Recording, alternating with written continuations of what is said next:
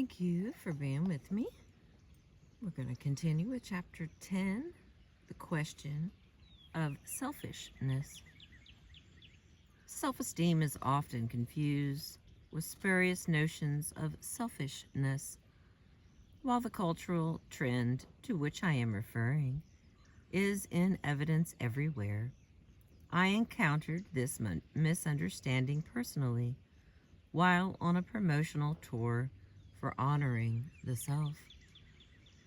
There is currently an unthinking tendency to dismiss as narcissistic any individual actively concerned with his or her personal development, a kind of backlash against the human potential movement. Self, it appears, has become an inflammatory word, at least in some circles. Self-esteem, self-actualization, self-realization, even the quest for autonomy are becoming morally suspect. Haven't we had enough of this me generation? Interviewers kept asking, aren't you encouraging selfishness? While I was personally treated warmly, I could not help but notice the disquietude with the mere words honoring the self seemed to evoke. What about the problems of the world, they said. Aren't you interested in going beyond the isolated individual? What about relationships? And don't most people have too big an ego already? Since these questions are asked so often, it is reasonable to assume that they disclose something about the assumptions of a great many people. It is these assumptions we need to challenge. Let me mention that neither in the book Honoring the Self, nor in any of my previous work has my message been me first, with no regard for the rights of others. Rather, I have been concerned with exploring the relationship between self-esteem and human well-being, individually and socially. In the course of this pursuit, I have seen clearly that the values of individualism and enlightened self-interest provide the best possible basis for social cooperation, benevolence, and progress. Ask yourself with whom you would like to share the world. People who respect your right to exist and do not ask you to act against your own self-interest, or people who treat you as an object of sacrifice. People who enjoy a strong sense of personal identity, or those who expect you to create one for them. People who take responsibility for their own existence, or those who attempt to pass that responsibility to you. These are, of course, some of the social consequences of both high and low self-esteem. It is easy enough to point to some narcissists who talk about pursuing my personal growth or pursuing my self-esteem. It is easy because narcissism can be found anywhere, but individualism, self-esteem, autonomy, a concern with personal development, these traits are not narcissistic.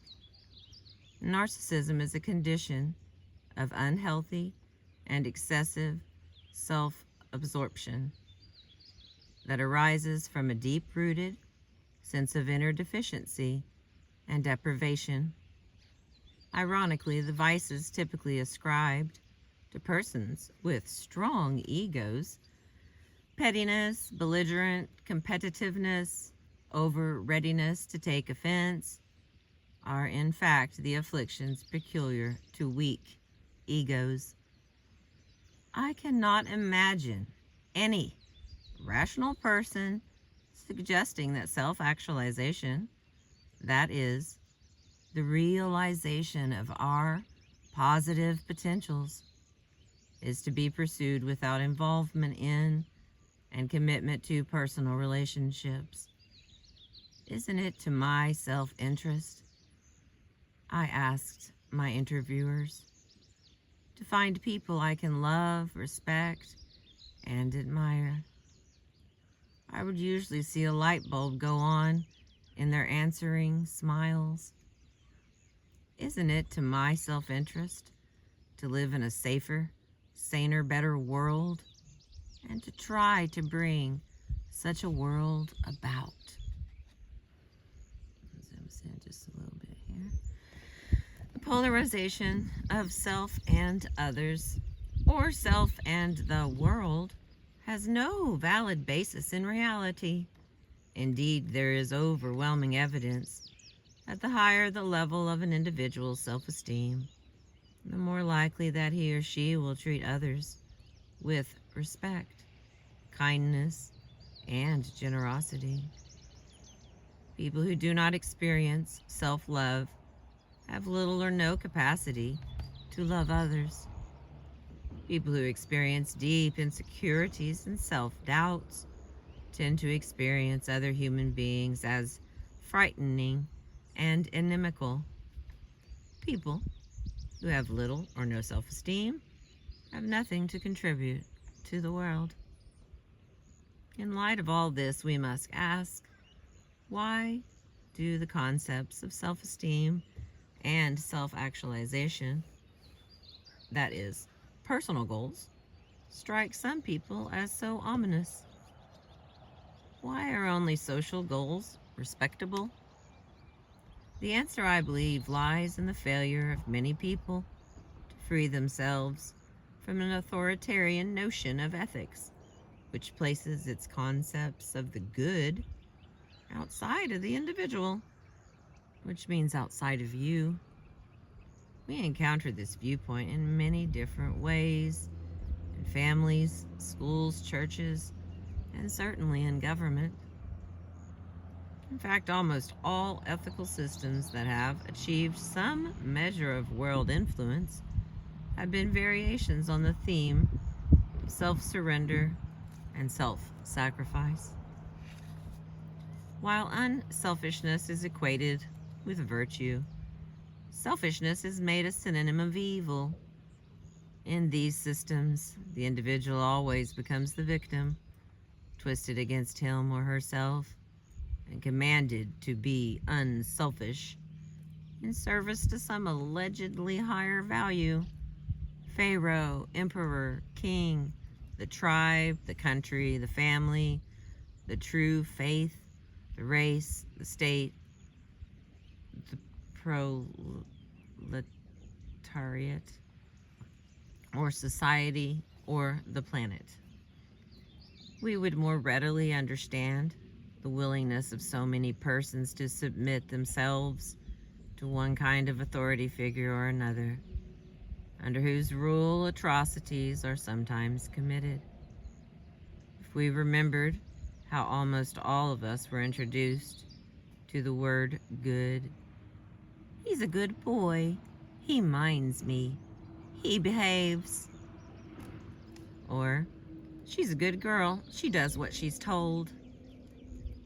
From the beginning, we are instructed that virtue consists not of honoring the needs, wants, and highest possibilities of the self, but rather of satisfying the expectations of others. Living for others is construed as the essence of morality, and those who preach it are more interested in obedience than in self-esteem. As a psychologist, I cannot remember a time when I did not perceive this doctrine as disastrous for mental and emotional well-being. Today, with the rise of feminism, women are beginning to awaken to the fact that this doctrine is manipulative and exploitive. Imagine the response of a lecturer if a lecturer told a group of modern women, "Don't think of your own needs and wants. Think only of the needs and wants of those you serve." Self-sacrifice is the highest virtue. Men, too, need to take a fresh look at this doctrine as it affects their lives. It is no respecter of gender. The issue is global. The misfortune is that many men and women struggling with issues of self-realization, they feel helpless and intimidated by accusations of selfishness. Well, if selfishness means concerned with one's self-interest, of course, the pursuit of self-esteem and personal development is selfish. So is the pursuit of physical health. So is the pursuit of sanity. So is the pursuit of happiness.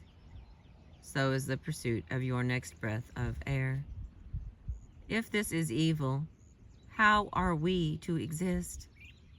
We cannot repudiate self without repudiating life. In order to live successfully, then, we need an ethic of rational self-interest. Until we are prepared to respect an individual's right to his or her own life, until we understand that every person, ourselves included, is an end in him or herself, not a means to the ends of others. We cannot think clearly about our own existence or the requirements of human happiness until we are willing to honor the self and proudly proclaim our right to do so. We cannot fight for self-esteem, and we cannot achieve it. Okay, that was the end of chapter 10. It was very short. And it was the question of selfishness.